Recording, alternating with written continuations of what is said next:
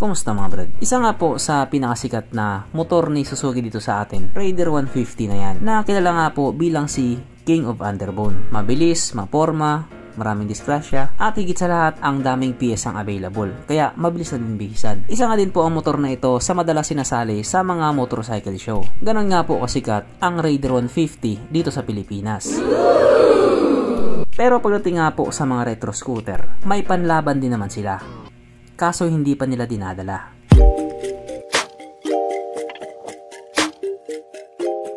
Pero syempre, bago tayo magpatuloy, kung bago ka pa lamang napadpad dito sa aking walang kwentang channel, huwag ka na mag-subscribe.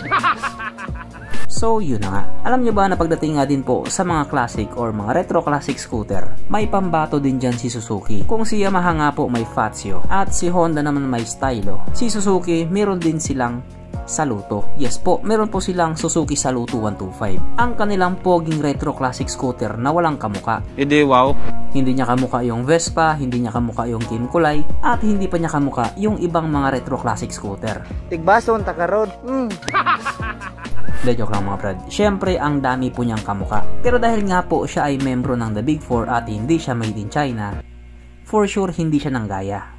Medyo matagal-tagal na nga rin po yung panahon na nilabas siya sa iilang bansa dito sa Asia or sa maraming bansa dito sa Asia. Pero syempre hindi kasali ang Pilipinas. Kaya ang tanong nga po ng mga tao ngayon, kailan ilalabas sa Pilipinas? Dito nga po sa atin marami na rin talaga ang nahihilig sa mga retro classic scooter. Lahat ng naka-retro gwapo. Kaya medyo nakakapanghinayang din talaga na hanggang ngayon wala pa siya dito. Yung Yamaha Fazio, ang tagal niya sa Pilipinas. Malaki-laki na kinita ng mga kamoting ahente dun. Kaya sana naman, ito nang susunod. Dahil dyan, pag-usapan na naman natin kung ano bang meron sa motor na ito at kung gaano nga ba talaga siya kaganda. So ito nga po ang Suzuki Saluto 125 na mayroong 124 cubic centimeter engine displacement. 4-stroke single cylinder. Single overhead cam with 2 valves. Powered by SEP or Suzuki Eco Performance na mas pinalakas na makina at the same time mas pinatipid sa gasolina. Fuel injected, kaso lang ito po ay naka-air cooled pa din. Panis yan sa Honda Click 125. Ang kanyang operation ratio 10.3:1 at pagdating naman po sa kanyang power, ito po ay merong 8.6 horsepower at 7,000 RPM, 9.6 Nm of torque at 6,000 RPM. At ayon nga po sa mga taong nakagamit sa motor na ito po ay kayang tumakbo sa bilis ng 100 km per hour. Pero kapag yan din nila sa Pilipinas, panigurado abot ng 120 kph yan. Aba syempre, ibang usapan na kapag Pinoy na nakasampa.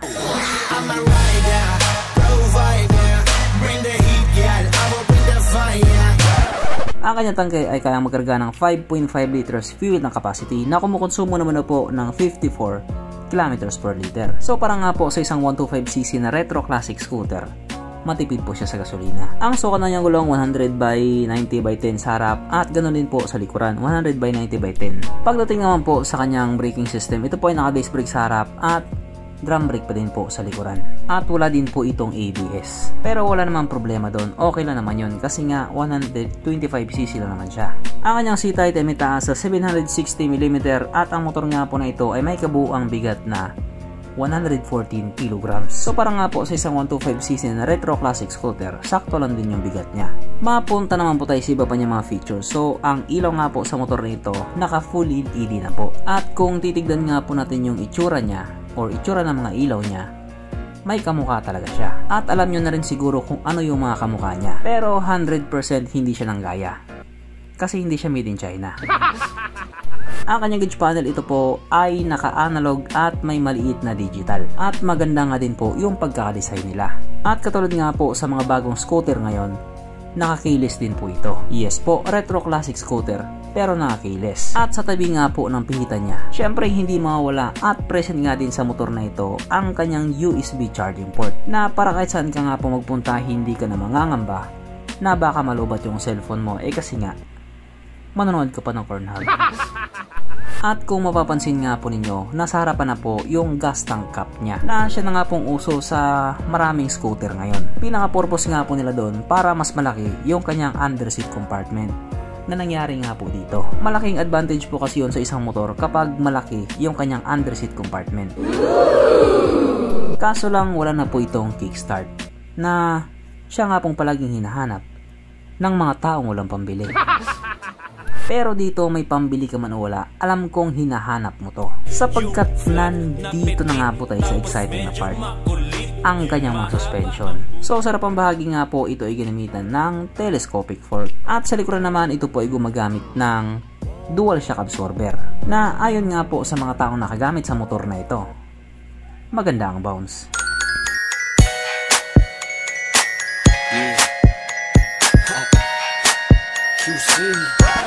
Oo, syempre alam ko gusto mo pa, kaya meron pang isa.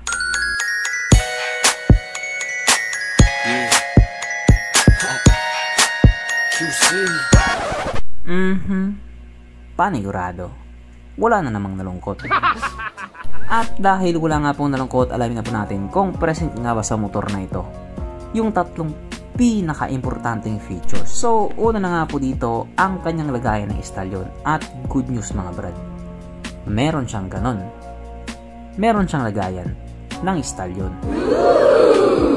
Pangalawa, meron din po siyang sabitan ng pulutan.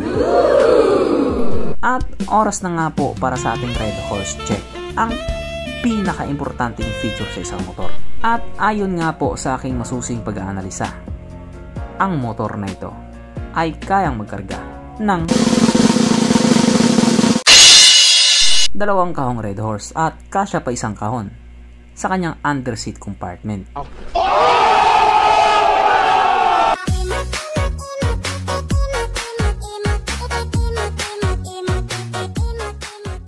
So therefore, ang motor na ito ay talagang highly recommended. At regarding nga po sa kanyang presyo, ito nga po ay nagkakalaga doon sa Taiwan ng 78,000 New Taiwan dollar, na kung i-convert nga po natin into Philippine peso, ito po ay papatak ng 137,000 pesos. Putang ina mo, So para nga po sa isang retro classic na 125cc na may presyong ganon, medyo mataas talaga yon. At magrereklamo talaga ang mga tao pag nagkaganon, pag nagkataon. Sasabihin nila, doon na lang ako sa Yamaha Fatsu 125, nasa 90 plus lang. Pero kasi presyo lang naman yon sa ibang bansa. Kapag naisipan na ni Suzuki Philippines na ilabas yung motor na ito dito sa atin, sigurado din naman nabibigyan nila yan ng saktong presyo. At kapag nangyari nga po yun, may katapat na si Yamaha Fatsu. At baka maisipan na rin ni Honda na ilabas nila ang kanilang Honda Giorno 125. Pag nagkataon, panalo ang mga tao. Maraming choices, mas masaya. Kaya sana lang talaga ilabas ni Suzuki ang kanilang Saluto 125 para bilhan ako ni Mama. So hanggang dito na lang muna mga brad. Kung may gusto sabihin or gustong idagdag doon sa mga sinabi ko, mag-comment ka na lamang sa ibaba. Okay, bye.